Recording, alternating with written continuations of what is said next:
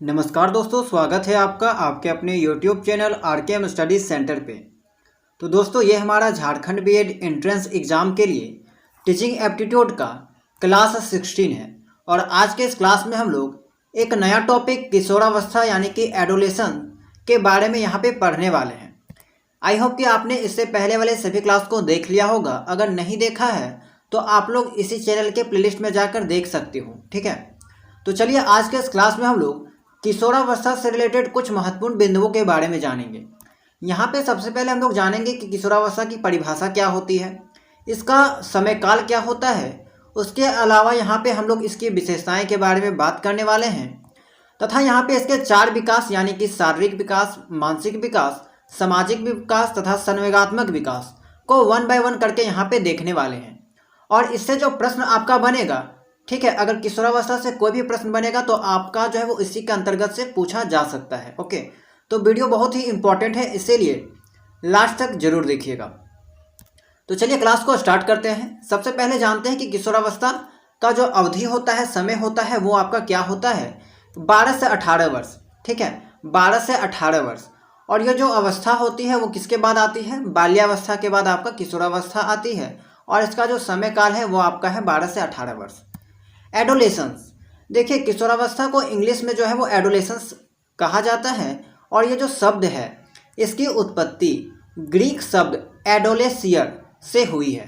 और ये जो शब्द है एडोलेसियर, इसका मतलब होता है परिपक्वता की ओर बढ़ना। परिपक्वता कहने का मतलब है यहाँ पे मैच्योरिटी, ठीक है, जैसे कि आपको पता होगा कि मैच्योर हो जाना, परिपक्व हो जाना, तो यहाँ पे इसका मतलब ये हुआ। तो ये शब्द भी कभी कभी पूछ लिया जाता है कि एडोलेशन शब्द की उत्पत्ति किस शब्द से हुई है, तो ग्रीक शब्द से। शब्द का नाम आपको यहाँ पे पता होना चाहिए कि एडोलेसियर, ठीक है।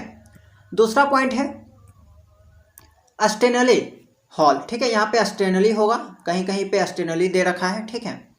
अस्टेनली हॉल ने एडोलेशंस नामक पुस्तक 1904 में प्रकाशित की थी।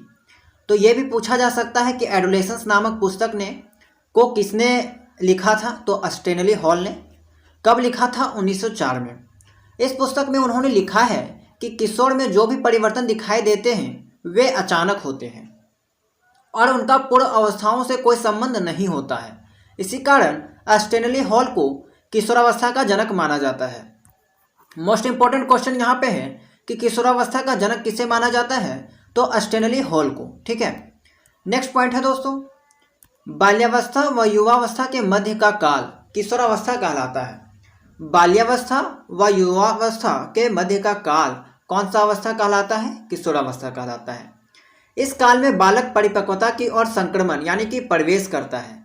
अतः किशोरावस्था वह अवस्था है जिसमें बालक परिपक्वता की ओर अग्रसर होता है यानी कि बढ़ता है, तथा जिसकी समाप्ति पर वह पूर्ण परिपक्व व्यक्ति बन जाता है। और जैसे ही आपका किशोरावस्था समाप्त होगा, खत्म होगा, तब तक आप यहाँ पे जो है वो पूर्ण परिपक्व बन जाएंगे, ठीक है, यानी कि फुल रूप से आप यहाँ पे मैच्योर हो जाएंगे। अब देखिए इसको जो है वो कितने भागों में बांटा गया है।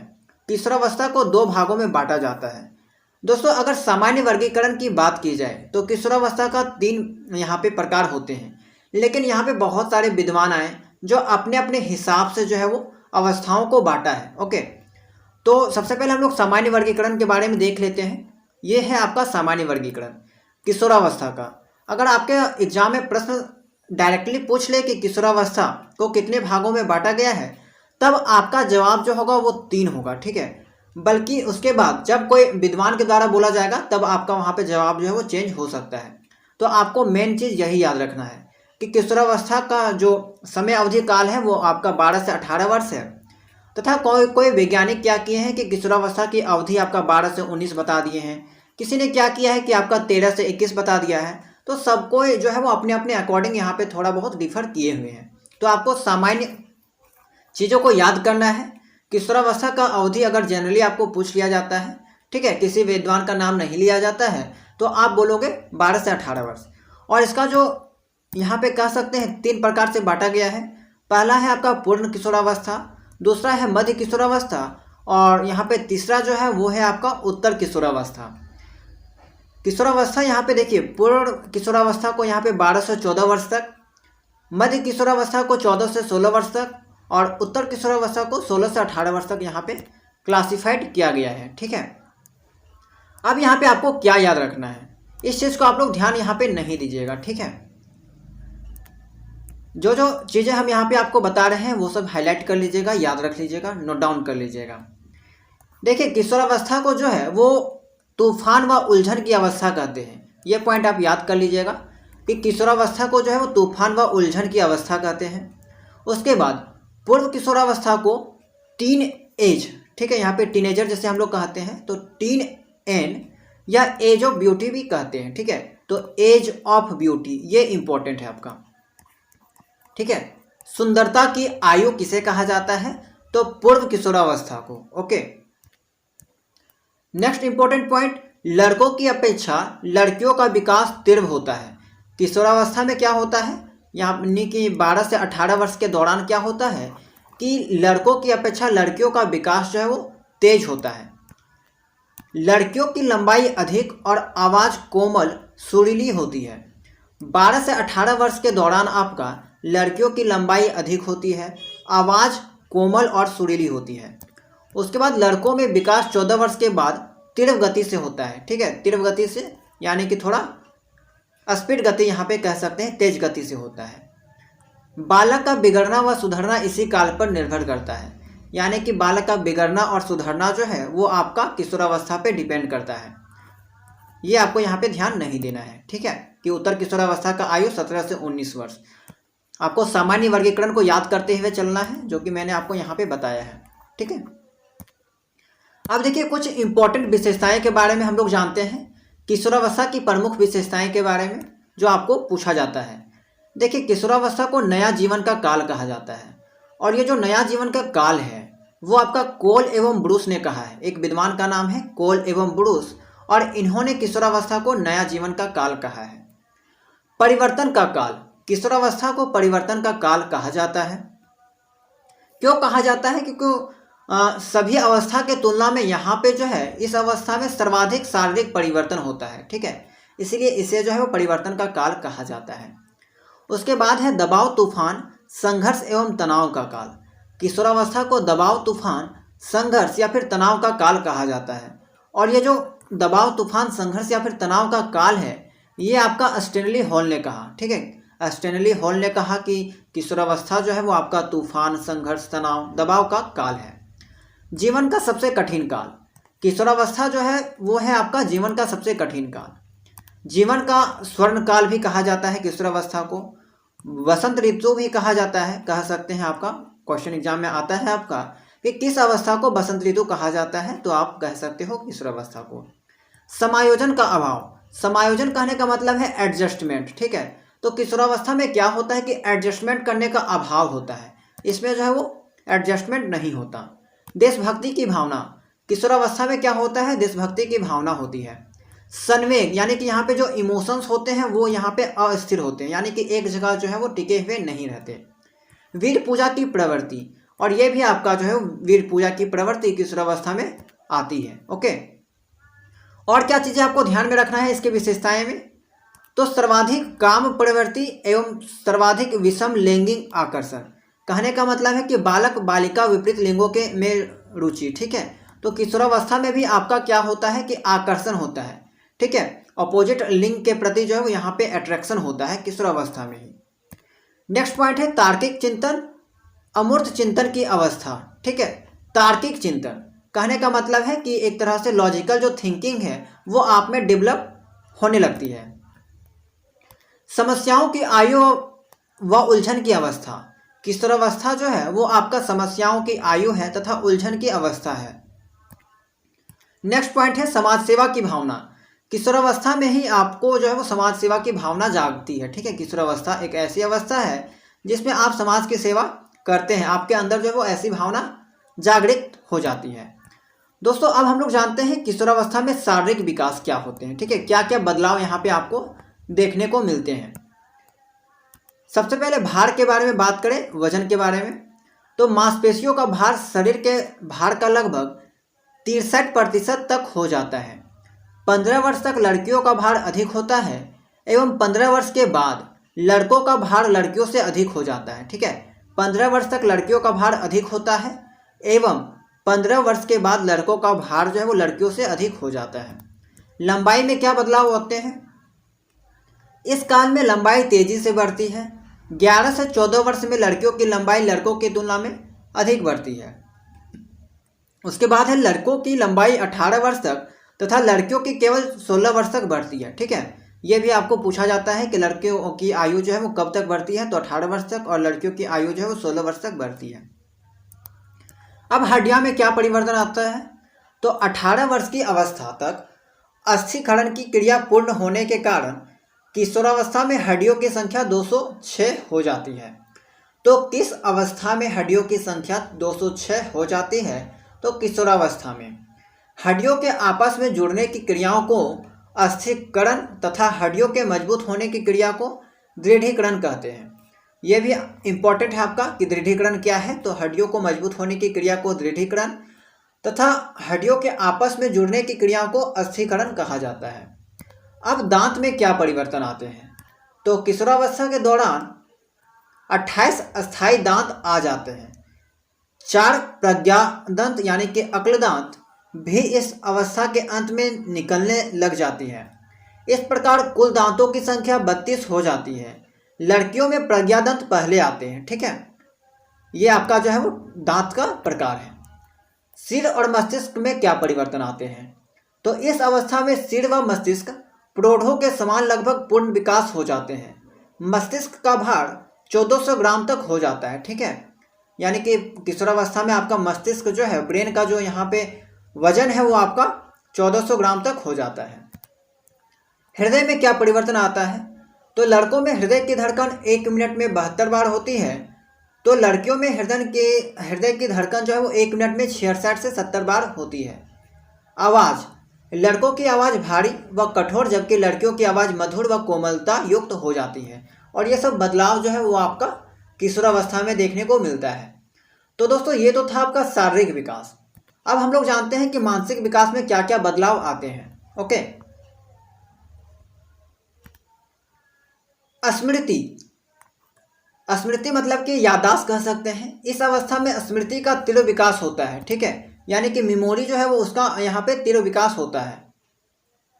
कल्पना शक्ति, इस अवस्था में कल्पना शक्ति बहुत अधिक बढ़ जाती है। ओके, किशोर दिवा स्वप्नों में खोया रहता है। कविता लेखन, कहानी, चित्र, संगीत व पत्र लेखन में कल्पना की उड़ान स्पष्ट दृष्टिगत होती है। तो यानी कि सीधे भाषा में आप समझिए कि किशोरावस्था में आपका कल्पना शक्ति जो है वो बढ़ जाती है। ठीक है, किशोरावस्था में अवधान की क्षमता बढ़ना, तर्क व निर्णय शक्ति में वृद्धि, रुचियों में विकास होना।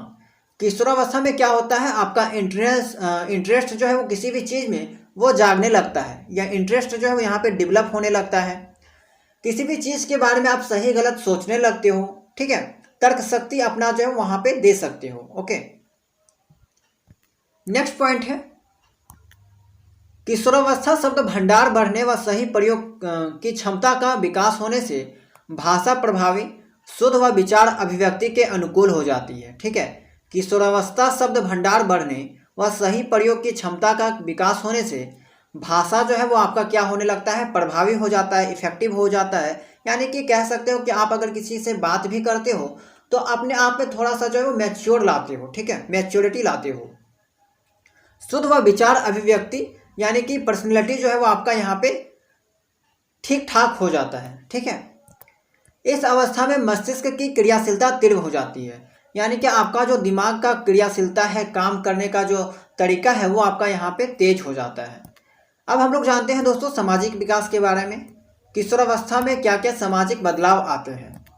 तो समूह का निर्माण, किशोरावस्था में क्या होता है, आप समूह का निर्माण कर सकते हो अपने दोस्तों के साथ या फिर रिलेटिव्स जो भी हो उनके साथ। यहाँ पे क्या कर सकते हो, समूह बना सकते हो। किशोरावस्था में बालक भ्रमण, आनंद, मनोरंजन हेतु समूह बनाते हैं। गुणों का विकास, समूह के प्रभाव के किशोरों में नेतृत्व, सहयोग, सद्भावना आदि के गुणों का विकास होता है। ठीक है, दबाव व संघर्ष, किशोरावस्था में बालक व माता पिता के मध्य मतभेद व संघर्ष होता रहता है। माता पिता उनसे उपदेशात्मक व्यवहार करते हैं। एवं बालक सा व्यवहार करते हैं, नैतिक आचरण व आदर्श अपनाने का निर्देश देते हैं, जिससे किशोर संघर्ष और दबाव की अवस्था में रहते हैं। देखिए, मैंने आपको पहले बताया कि किशोरावस्था में क्या होता है कि आपके पास सोचने समझने की शक्ति आ जाती है, अपना यहाँ पे कह सकते हैं कि मनमानी करने लगते हैं। ठीक है, किशोरावस्था एक ऐसी अवस्था होती है जो आंधी तूफान की अवस्था है। इसमें आप क्या करते हैं कि अपने मनमानी करते हैं, जो आपके पेरेंट्स चाहते हैं उसके अनुकूल जो है वो आप यहाँ पे नहीं करते हैं। इसी कारण क्या होता है कि आपके और आपके माता पिता में यहाँ पे मतभेद या फिर तनाव की स्थिति जो है वो बनी हुई रहती है। भावी जीवन की चिंता, किशोरावस्था में बालक शादी, व्यवसाय, धनार्जन यानी कि धन अर्जन करने की चिंता, परीक्षा, परिणाम, पारिवारिक जीवन के प्रति हमेशा चिंता प्रकट करते रहते हैं। समूह भक्ति, किशोरावस्था में किशोर समूह के प्रति अत्यधिक निष्ठा दर्शाते हैं। तो ये सब कुछ गुण थे जो कि आपका यहाँ पे सामाजिक विकास के अंतर्गत आपको किशोरावस्था में देखने को मिलता है। अब लास्ट जो विकास है वो है आपका संवेगात्मक विकास। तो इस अवस्था में यानी कि किशोरावस्था के आगमन का प्रमुख चिन्ह संवेगात्मक विकास में तीव्र परिवर्तन है। तीव्र संवेगात्मक विकास किशोरावस्था की प्रमुख विशेषता होती है। किशोर एक परिस्थिति में विभिन्न प्रकार का व्यवहार करता है। चिंता व तनाव के कारण किशोर क्रोधित व चिड़चिड़ा रहता है। ठीक है, किशोरावस्था में क्या होता है, तनाव के कारण, चिंता के कारण क्या होता है, वो जो है वो चिड़चिड़ापन हमेशा रहता है। माता पिता व अन्य पारिवारिक संबंधों में तनाव होने, इच्छा पूर्ति ना होने से किशोर तनाव में रहते हैं। किशोर में संवेग की प्रबलता होने से इन पर नियंत्रण नहीं रह पाता है, जिससे संवेगात्मक अस्थिरता पैदा हो जाती है। ठीक है, नेक्स्ट पॉइंट है आपका, किशोर में शारीरिक कमजोरी, असफलता, बीमारी, आलोचना करने वाले लोगों के कारण भय का तीव्र संवेग यहाँ पे पैदा हो जाता है। ठीक है, उसके बाद है किशोरों में सामाजिक कारणों से ईर्ष्या संवेग। ठीक है, सामाजिक कारणों से क्या होता है, ईर्ष्या संवेग का तीव्र विकास होने लगता है। तो किशोरावस्था में क्या होता है कि बालक में जो है वो ईर्ष्या की भावना भी यहाँ पे पैदा हो जाती है। ओके, तो ये जो था ये आपका यहाँ पे संवेगात्मक विकास में क्या क्या बदलाव आते हैं, यहाँ पे उससे रिलेटेड कुछ पॉइंट थे। आई होप कि आपको ये सब चीज़ें जो है वो समझ में आए होंगे। ओके, तो दोस्तों आज के इस क्लास में हम लोग क्या क्या पढ़े, सबसे पहले हम लोगों ने किशोरावस्था के बारे में जाना, इसके अवधि के बारे में जाना, उसके बाद यहाँ पे उसके मुख्य विशेषताओं के बारे में जाना तथा इनके 4 विकास, शारीरिक विकास, मानसिक विकास, सामाजिक विकास तथा संवेगात्मक विकास के बारे में जाना। तो दोस्तों आई होप कि आपको सभी बातें समझ में आई होगी, वीडियो पसंद आई होगी तो वीडियो को लाइक कर दीजिएगा, और अगर आप इस चैनल में नए होंगे तो चैनल को सब्सक्राइब जरूर कर लीजिएगा। ठीक है, हम लोग अभी जो है वो थ्योरी सेक्शन को कंप्लीट कर रहे हैं, बहुत जल्द हमारा जो है वो थ्योरी सेक्शन कंप्लीट हो जाएगा। उसके बाद हम लोग जो है वो टॉपिक वाइज MCQ क्वेश्चन को भी प्रैक्टिस करेंगे। ठीक है, जो कि हमारा बाइलिंगुअल होने वाला है। तो अगर आप लोग चैनल में नए होंगे तो चैनल को जरूर सब्सक्राइब कर लीजिएगा और डेली क्लास कर लीजिएगा। ठीक है, देखिए बुक से अगर आप पढ़ोगे तो बुक से जो है वो सभी चीज़ें यहाँ पे क्लियर नहीं होगी। बुक में सभी चीज़ें इधर उधर दे रखी है, यहाँ पे हम सभी चीज़ों को सिस्टमेटिक वे में आपको बताते हुए चलते हैं। ठीक है, और यहाँ से आपको बहुत जो है वो यहाँ पे हेल्प मिलने वाली है। ओके, तो चलिए दोस्तों मिलते हैं हम लोग नेक्स्ट क्लास में।